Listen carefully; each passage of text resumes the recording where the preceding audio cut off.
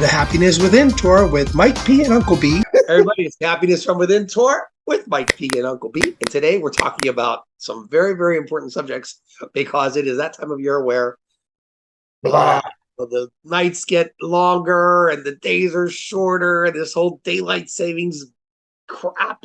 And I don't know about you, but it really, really depresses me. Mike, how about you? I don't know if you have that same thing. Oh, it's horrible. Absolutely horrible.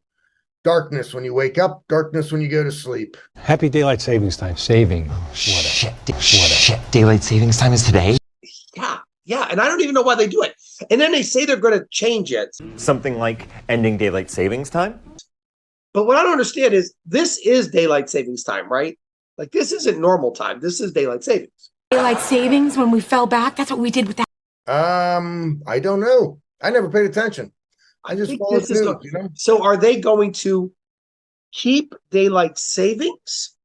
Or are we going back to normal? Like we went back an hour. Are we going to go forward and stay forward? I think that's what they're talking about.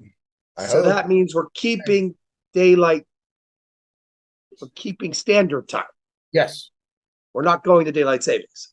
Correct. Okay. No. None of that is correct.